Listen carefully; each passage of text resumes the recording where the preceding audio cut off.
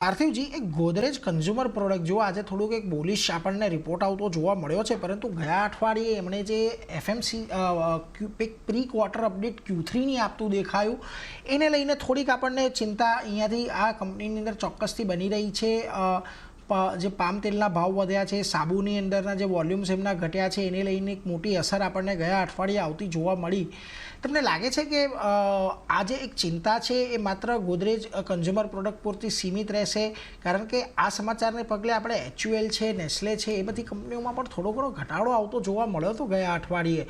એટલે Q3ની અંદર FMCGના નંબર્સ પર પણ હવે ખાસ એક ફોકસ રહેશે.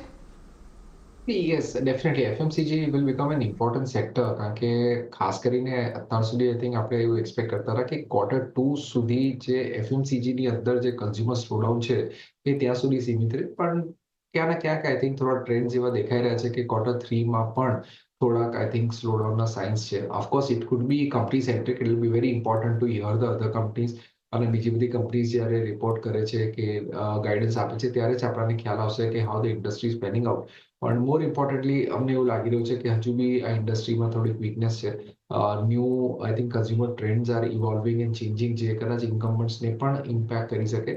પણ ઓવરઓલ આઈ ફીલ કે ડેફિનેટલી લોંગ ટર્મ માટે I think this is a good sector to be into. જેવું કન્ઝમ્પશન પિકઅપ થશે, that is when I think definitely this companies will do વેલ.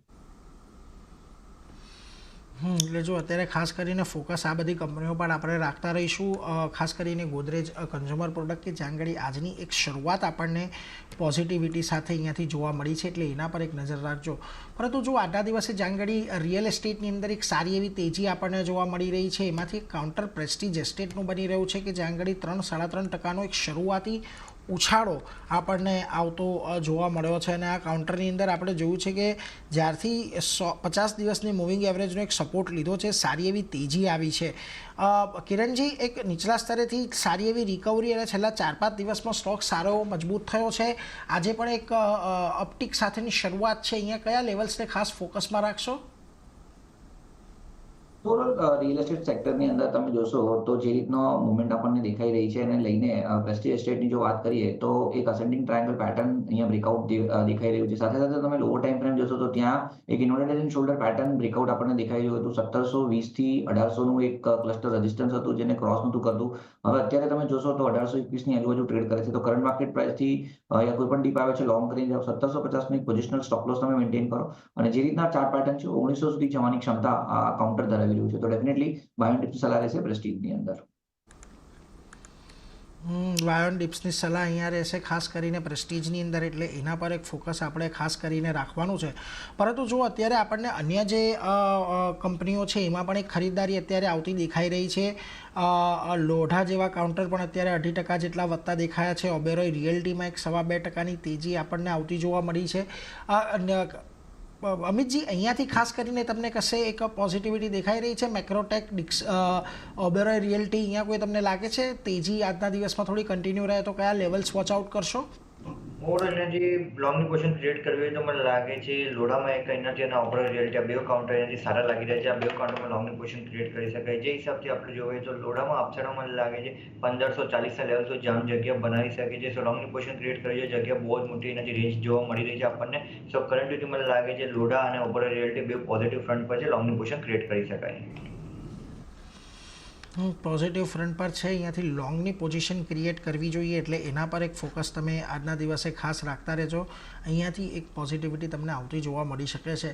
પરંતુ પાર્થિવજી, ખાસ કરીને રિયલ એસ્ટેટ સેક્ટર પર તમારી સાથે પણ એ પ્રમાણેની ચર્ચા કરવી છે, કારણ કે જુઓ હજી પણ અહીંયા આપણને ડિમાન્ડ જે છે એક લક્ઝુરિયસ ઘરો માટેની એ થોડીક ઓછી થતી નથી દેખાઈ રહી. બીજી તરફ ખાસ કરીને ચોક્કસથી અમુક જે અનઓર્ગેનાઇઝ સેક્ટરના જે એક આખો પાર્ટ છે ત્યાં આગળ અત્યારે થોડી ઘણી ચિંતાઓ એક છે.